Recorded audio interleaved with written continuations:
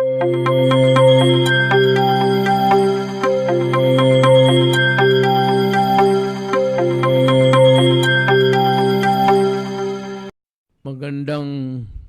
gabi po sa inyo, mga kababayan. We have a cabinet meeting here. Cluster ito. Ibig sabihin, hindi lahat. Yung may kaalaman lang dito sa COVID-19. We have to discuss this topic because it is not only the hottest news around town. Ang importante kasi dito, malaman ng tao, the right of the people to know and to know correctly. Yan ang gusto kong malaman ng tao, na hindi dapat paglaruan itong batas. Kasi kung maglaro ka dito, malilito ang tao at yan ang aming iniiwasan. So, we'll begin with the topic, masagot ko, para yung nagdadalawang isip dahil sa bakuna, malinawagan ninyo. I'd like to request the Secretary, si Rocky, to read the pertinent laws, yung batas that controls the process of a vaccine before it's used to the public. Secretary Roque, kindly enlighten us of the law. I think you are the author. Pakisabi na lang sa publiko. Mr. President, okay, I am reading Section 34 po of the Universal Healthcare Law. The health technology assessment process shall be institutionalized as a fair and transparent priority-setting mechanism that shall be recommendatory to the DOH and PhilHealth for the development of policies and programs, regulations, and determination of a range of entitlements such as drugs, medicines, pharmaceutical products, and other devices, procedure, and services as provided for under this Act, provided that investments on any health technology or development of any benefit package by the DOH and PhilHealth shall be based upon positive recommendations of the HTA, provided further that despite having undergone the HTA process, all health technology intervention or benefits package shall be subjected to periodic review, provided furthermore that the health technology assessment may have substantial impact on the initial coverage decision by the DOH or PhilHealth, and provided finally that the HTA process shall adhere to the principle of ethical soundness, inclusiveness, and preferential regard for the underserved, evidence-based, and scientific defensibility, transparency, accountability, efficiency, enforceability, and availability of remedies and due process. I know that you are reading the correct law. Pwede mong, kagaya ko, yung Tagalog na dahan-dahan lang, doon sa bago final phase ng bakuna. Opo. Yung recommendatory power nila. Magkakaroon daw po tayo ng health technology assessment na magiging patas at transparent na mekanismo na magiging recommendatory po sa DOH. At ito po ay yung para sa mga pulisiya at mga programa, mga regulasyon, at saka yung mga ibibigay na mga gamot, medisina, pharmaceutical product, at iba pang mga devices, procedure at serbisyo sa ating mga kababayan. Okay, now, I'd like to address myself to Secretary Duque. Sir, are you aware of this law? Yes, sir. Yung pong legal ng DOH has emphasized the provision after what was read na recommendatory po sa DOH and PhilHealth. Nakalagay po kasi rito, provided that investments. So kung gagastos po ang gobyerno on any health technology or development of any benefit package by the DOH and PhilHealth shall be based on the positive recommendations of the HTA. Recommendatory power. Recommendatory na kailangan daw ho, may positive recommendation before any investments on any health technology, which means including drugs, medicines, vaccines, or development of any benefit package by the DOH and PhilHealth shall be based on the positive recommendations of the HTA. Ang sabi po ng legal namin, absent this positive recommendation, the government cannot spend money on this technology or development of any benefit package by the DOH and PhilHealth. Yung pong investment on any health technology, it has a technical definition to include mga pharmaceutical products, mga devices, including vaccines, drugs, and medicines. Ito po yung kanila pong interpretation na sabi nila sa akin, hindi pwedeng gumastos ng gobyerno hanggat walang positive recommendation ang HTAC. Yun po yung sinasabi nila sa akin bilang mga abogado ng departamento, Mr. President. Yes, because I have here the copy also. At best, you may or you may not seek, get the recommendation. Is that within your discretion? It's a bit difficult, Mr. President, kasi investments on any health technology, development of any package by DOH and PhilHealth shall be based on the positive recommendation of the HTA, based on the positive recommendation of the HTA. So, madaling sabi, recommendatory lang. Yes, sir. It is not binding on you per se. Tama? Yung ho kasing pagkasabi sa akin, sir, kaya nga yung pong sa pagbili po natin ng Sinovac, they needed to give their positive recommendation, which they did. And that's why we paid for it. We will be paying for it based on the supply agreement with Sinovac. Ang HTAC, nagbigay ng recommendation? Yes, sir. So, madaling sabi, Okay. the statement of the Vice President was baseless. So there was indeed a recommendation. Yes, sir. It was recommended, sir. Yan ho ang sinabi ko. Kasi ang unang lumabas na statement was just a simple na sana sinunod yung proseso. Yun ang statement ni Robredo. Na alam ko na kayo mismo sa task force, sinabi ko, cut the red tape. Yes, sir. And come up with something that is good and do it fast. Yes, sir. Ang statement niya, sana nasunod ang proseso. Alam mo, abogado man kaming dalawa, a misplaced comma could change the meaning of everything. Ganon yan. So yung sinabi niya na hindi, sana sinunod yung proseso, magbibigay siya ng bakukang sa ulo ng tao na sinabi ni Bise Presidente. Bise Presidente siya eh. Sana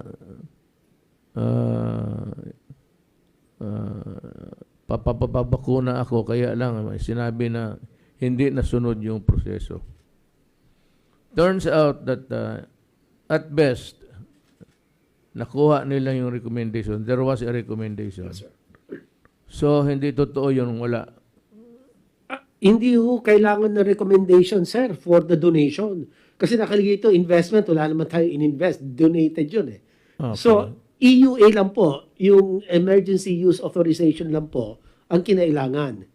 which binigay naman po ng FDA based on your EO 121. Yes. Kaya nga, sinasabi ko, yung statement na yun, ang dating sa mga tao, medyo Vice President siya eh. Sumusunod na, wala palang proseso to. So, ang magbigay ng ano yan sa isip ng tao. Now, yung statement niya na hindi niya dinagdagan, basta ang una niyang statement, sana sinod yung proseso. Ang pangawalang, ang batas nagsabi na mag-recommendatory gesture lang sila. Hindi talaga kailangan kasi kung wala namang recommendation, hindi mo naman hiningin, hindi wala. But it turned out now that there was really a recommendation. Now, ang sabi ko na ang ginawa niyang disservice to the people is, nung sinabi niya, hindi niya sinabi na recommendatory. Pagkaakala niya lahat ng proseso recommendatory. Lahat na lang ng gawin natin dito, maghanap siya ng, hindi niya binasa ang batas na recommendatory lang ang HTAC.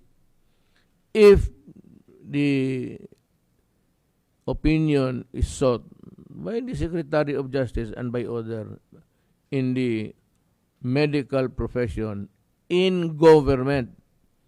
Ngayon, we were fighting because time was of the essence.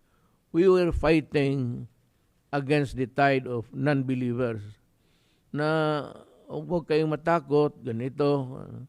Now, here comes the statement na hindi niya binasa ang kompleto ang batas with just a simple statement. Magkikreate ka ng doubt. And we were doing everything, convincing, spending most of our time convincing the people that it is safe, ang bakuna is safe. Now, if you create that uncertainty in the minds of the people, mas maraming ayaw. So,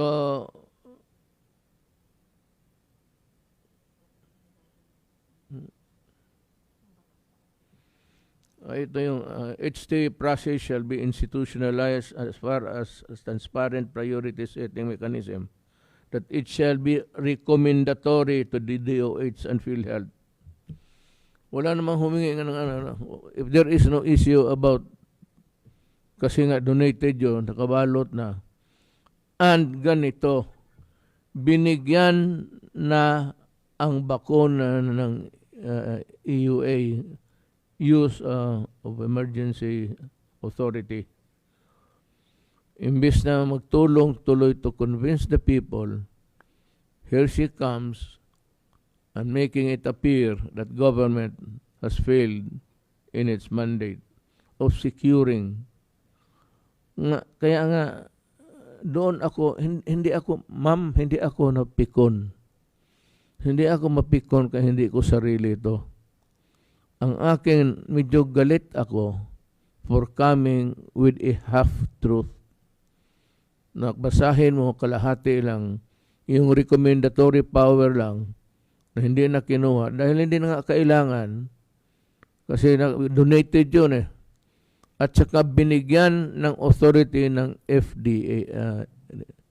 Alam mo mga kababayan,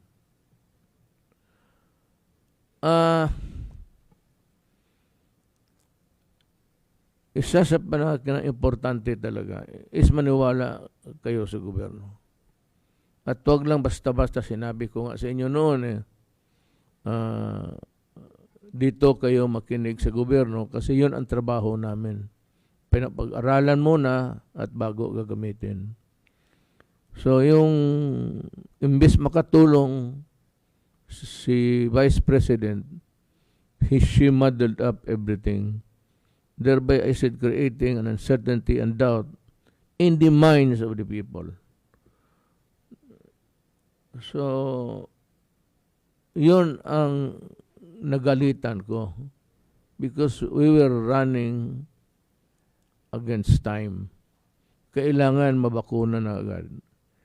Alam mo kung binigay ito ni Secretary Duque, another proseso na, ay ilang buwan na naman yan, at kaharap ko yung gabi na yon ang bakuna na binababa sa eroplano ng military plane ng China.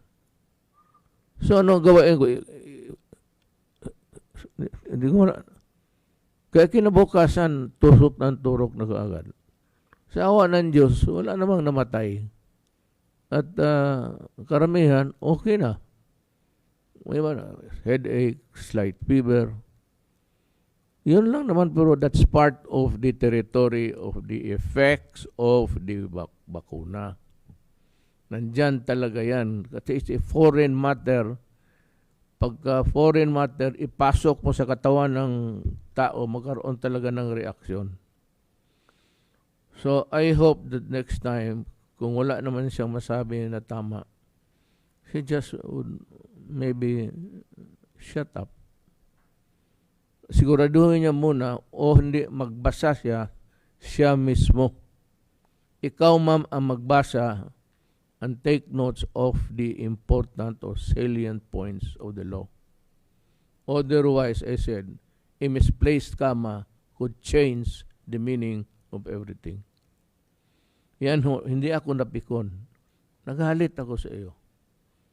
Kasi sabi ko, ano maklase ito? Uubos na natin yung panahon na to convince ng tao until naman na hindi na kumpleto yung proseso. So yung tao gumaganon. Yun ang iniiwasan natin. Kaya nga pagdating diretso na kaagad, the day, on the eve, kinabukasan, turok na turok. And it has helped our country. Now, there is a rise of COVID cases. Ito ngayon, wala ka na kasali, ma'am. I hope that you'd understand what I'm talking about.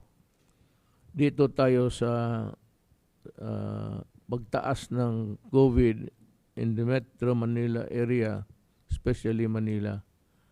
And what advice can we give to the people so that they will be at least put on notice?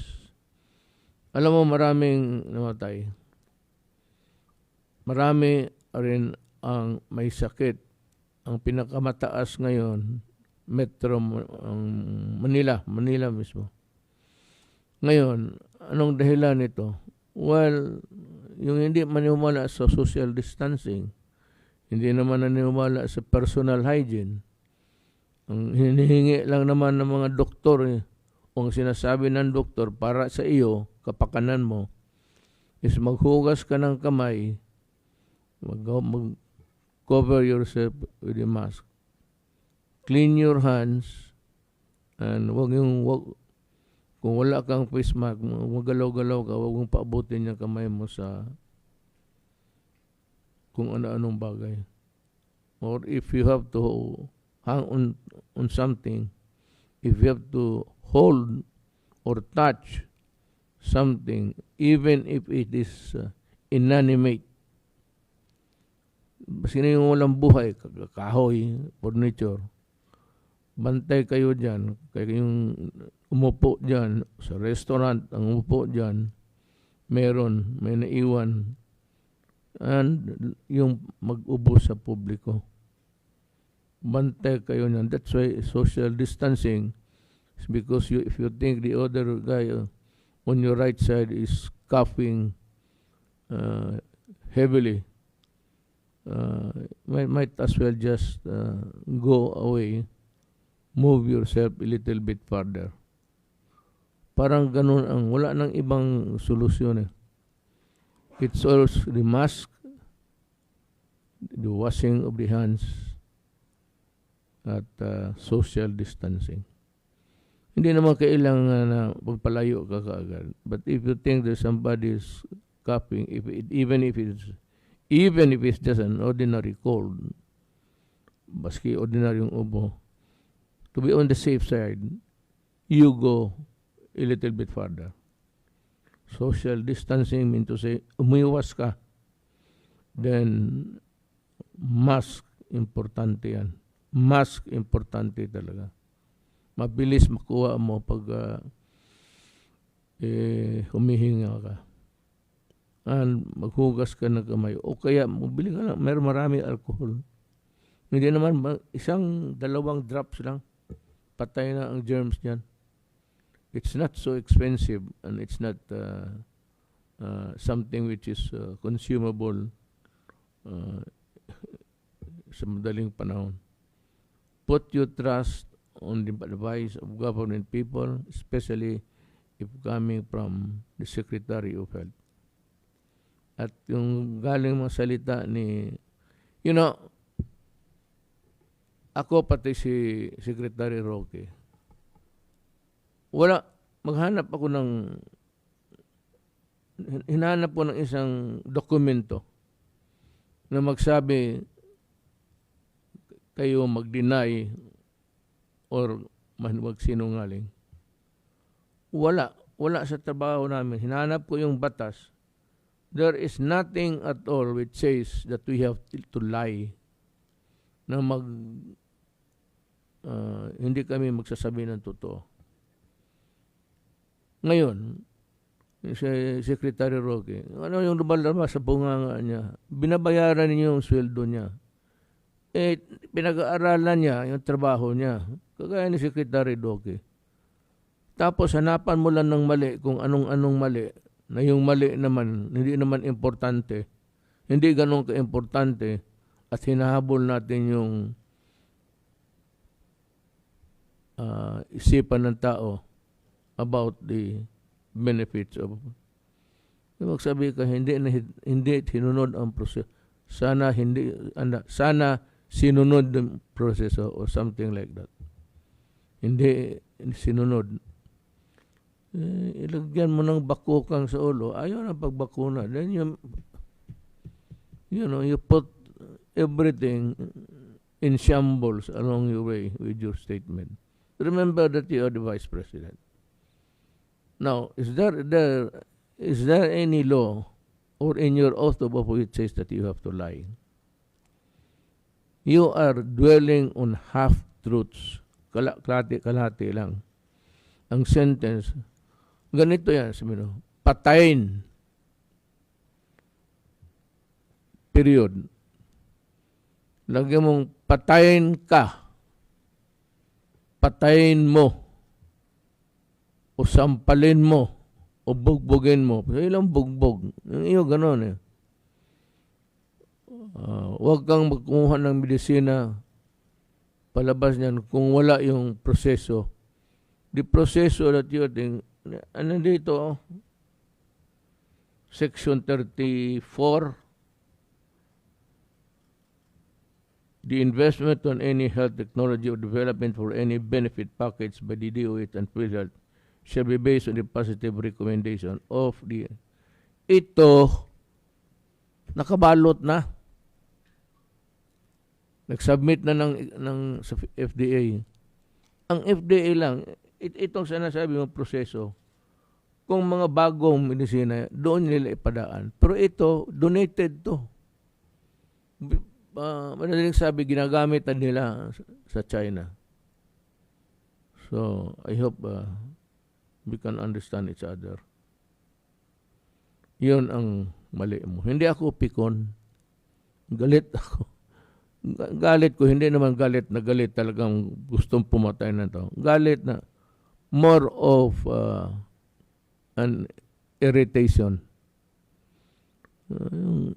Nairita ako sa binibitawan mong salita. Hindi ako galit. Galit in the sense na yung parang nairita nga. Itong anak ng witeng naman eh.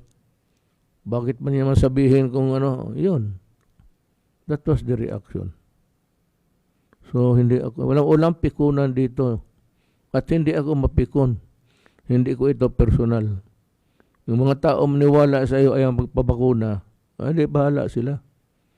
Hindi ako mapikon sa kanila. Naniwala kayo sa kanya, kay Vice President. That is your own lookout.